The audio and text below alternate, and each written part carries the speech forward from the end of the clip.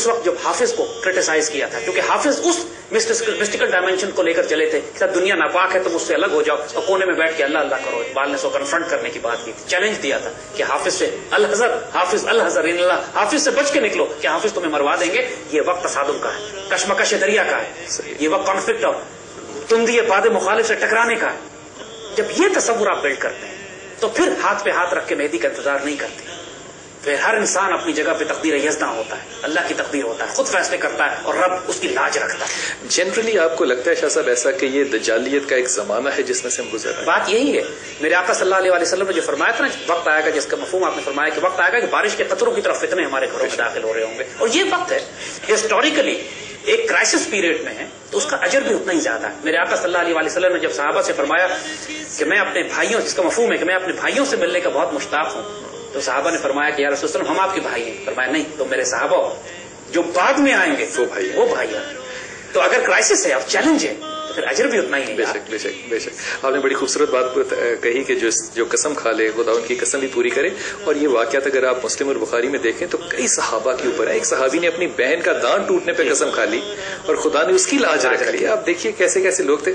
ये जो रमजान का जमाना है शाह साहब, इसमें एक बहुत बड़ा और जो इंसिडेंस है वो जंग बदर का है।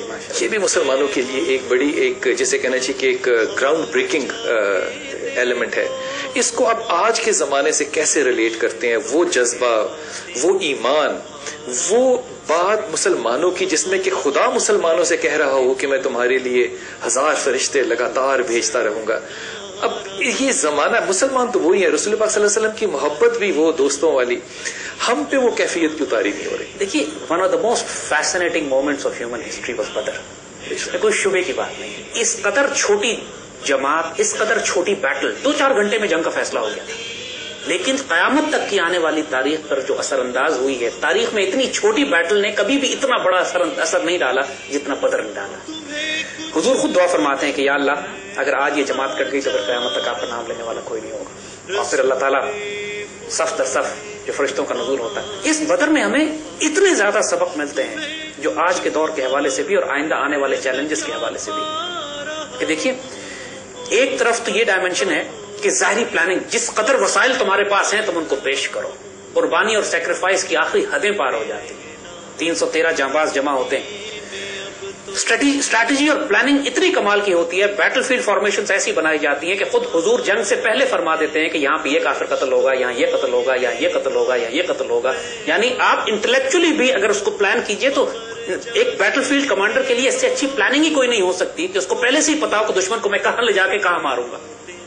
मगर साथ साथ अल्लाह से ये भी कह रहे हैं मालिक कि आपकी मदद के बगैर नहीं होना, जब तक कि वो रूहानी ताईद हमारे पास ना आए। एक बार डिसाइसिवली फैसला हो गया कि जब तक स्पिरिचुअल डायमेंशन शामिल ना हो, फिजिकल प्लानिंग मैटर नहीं करेगी आपके लिए। शाह साहब, लगता है आपको कि हमारे यहाँ अभी स्पिरिचुअल डायमेंशन की कोई एक अयोटा भी है? यार, अगर हम बचे हुए हैं तो स्पिरिचुअल डायमेंशन की वजह से बचे हुए हैं। लोग, किसी ने कहा कि do you believe in miracles? We don't believe in miracles, we rely on them, we live on them. तो क्या पाकिस्तान का बच जाना मुआवजा नहीं है? क्या पाकिस्तान का बन जाना मुआवजा नहीं था? क्या इसका चलना मुआवजा नहीं है? प्रोफेसर जैदी साहब थे, अभी रिसेंटली उनका इंतकाल हुआ। उन्होंने आर्काइव्स में कुछ 27 वॉल्यूम्स लिखे जिनमें उन्होंने हर चीज डॉक्यूमेंट की है। रसीदें जो जिना की थी उनको भी उन्होंने डॉक्यूमेंट आर्काइव से लेकर लिया। उन्होंने एक बड़ी खूबसूरत बात बताई। तो हम उनसे पूछ रहे थे कि पाकिस्तान ऐसे शख्स से खुदा ने क्यों बनवाया जो कि जूते भी सफेद रंग के पहनता था। उन्होंने एक बड़ी खूबसूरत बात की। उन्होंने कहा कि उन्होंने एक अंग्रेज जर्नलिस्ट को एक जुमला कहा, उसने भी उससे यही सवाल किया कि तुम इस रद्दी कौम के पीछे क्यों पड़े हुए हो, तुम इंग्लैंड में जाओ, आराम से अपनी बारट लॉ की प्रैक्टिस करो। जिन्हा ने सगार पीते हुए जुमला उसको कहा कि one day you know that I will die and I will meet God. फिर उन्होंने एक दुआ निकाला और कहा कि I want God to shake hand with me and tell me well done Mr Jinnah. अब आप गौर कीजिए कि उस एक आदमी ने जो सूटेड बूटेड था, उसकी सिर्फ इतनी सी कमिटमेंट है खुदा से कि खुदा मुझे शाबाश दे, तो खुदा उससे किस कदर बड़ा काम। देखिए, एक सहाबी के बारे में जब भी हुजूर उनको देखें फरमाए जन्नती, बाकी सब सहाबी हैरान कि जब इनको हुजूर देखें फरमाए जन्नती। तो एक सहाबी ने कहा उन सहाबी से कि मैं आपके पास रह के कोई दिन देखना चाहता हूँ कि आप करते क्या। बिल्कुल। और चंद दिन इसी तरह उनके साथ गुजारे और वापस आए, कहते हैं कि तुम तो कुछ भी नहीं करते हो, वही करते हो जो हम करते हैं। तो हुजूर आपको देखते ही फरमाते हैं जन्नती क्यों? تو انہوں نے صحابی سوچتے رہے، کہتے ہیں میں بھی کوئی ایسا غیر معمولی کام تو نہیں کرتا، لیکن ہر وقت میرے ذہن میں یہ خیال گھومتا رہتا ہے کہ میں مسلمانوں کی خیر خواہی کس طرح کروں۔ یہ امت رسول کی خیر خواہی کرنا، جب ایک طرف حدیث شریف میں فرما دیا گیا کہ یتیم بیوہ مسکین کے لیے جدوجہد کرنے والا اسی طرح ہے جیسے اللہ کی راہ کا مجاہد ہو یا دن کا روزے دار اور رات کا قیام کرنے والا ہو، اس کی مثال ایسی ہے جیسے یتیم بیوہ مسکین کے لیے خدمت کرنے والا، اس کی بھاگ دوڑ کرنے والا، اللہ نے برابر، حضور نے برابر فرما دیا۔ تو دیکھیے امت رسول کا بہت بڑا مقام ہے۔ انسان کی ذاتی غلطیاں اللہ درگزر کرتا ہے۔ آج کل کے جتنے بھی اللہ کے فقیر و درویش ہیں خانقاہوں میں نہیں بیٹھے ہوئے ہیں، وہ ایکچولی سوٹڈ ووٹڈ ہیں، وہ ایکچولی اس معاشرے میں کہیں ڈاکٹر ہیں، کہیں انجینئر ہیں، کہیں سولجر ہیں، کہیں آفسر ہیں، کہیں ریلوے کے کلی ہیں، کہیں موچی گارڈ، کہیں موچی بنے ہوئے ہیں، کہیں رکشہ چلا رہے ہیں، لیکن یہ اللہ کے بندے ہیں جو اس معاشرے کو سنبھالے ہوئے ہیں، جو کہ کسی پارک میں، کسی مسجد میں، کسی زمین پہ، کسی اوپن یونیورسٹی میں بیٹھ کے اللہ اس کے رسول صلی اللہ علیہ وسلم کو محبت کا درس تقسیم کر رہے ہیں اپنے کردار سے یا اپنے بیان سے، اور ان کا ایک جملہ اثر رکھتا ہے۔ کیوں؟ اس لیے کہ رزق حلال ہے۔ ان کی تقریریں لمبی لمبی تقریریں جن لوگوں کی بیکار جاتی ہیں، کانوں پہ پڑتی ہیں، لوگ چینل چینج کر دیتے ہیں، لیکن اللہ کے فقیر اور درویش کا ایک جملہ دلوں کو لگتا ہے، اس لیے کہ دل سے جو بات نکلتی ہے اثر رکھتی ہے، پر نہیں طاقت پرواز مکر رکھتی ہے، اور اس کے وجود کا ایک ایک رونگٹا، ایک ایک بال اس کا حلال رزق میں پلا ہوا ہوتا ہے۔ وہ بھوکا مرنا پسند کرتا ہے لیکن مشکوک غذا کو ہاتھ نہیں لگا۔ اللہ کے بندے ایسے بھی گزرے کہ جن کو بادشاہ وقت نے اپنے محل میں بلایا اور بادشاہ نے اپنا مہمان رکھا اور 3 دن بھوکے رہے کہ میں بادشاہ کا رزق نہیں کھاؤں گا کہ حرام رزق ہے، اور بادشاہ کو مجبوراً ان کو رخصت کرنا پڑا صرف اس لیے کہیں بیچارہ میرے دربار میں مر ہی نہ جائے۔ آپ کی بات کو شخصا بڑا کرتا ہوں کہ یہ جو آپ نے بات کی نا کہ اللہ کی باتیں کرنا، اس سے بڑی خوبصورت مجھے حدیث یاد آئی۔ رسول اللہ صلی اللہ علیہ وسلم مسجد میں بیٹھے کچھ لوگوں سے پوچھا کہ تم لوگ کیا کر رہے ہو؟ کہا کہ اللہ کی باتیں کر رہے ہیں۔ تو کہا قسم کھاؤ کہ اللہ کی باتیں کر رہے ہیں۔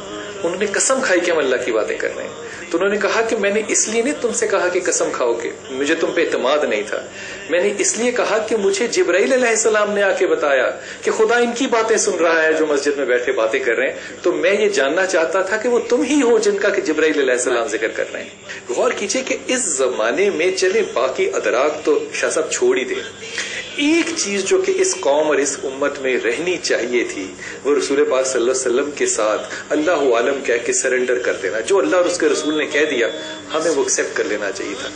یہ جو مقام ادب سے بھی ہم نے بدعت کو جوائن کر دیا، ہر معاملات جو ہیں وہ ہمیں دور لے کے جاتے ہیں، ذہنی طور پہ بھی اور انٹلیکچولی بھی۔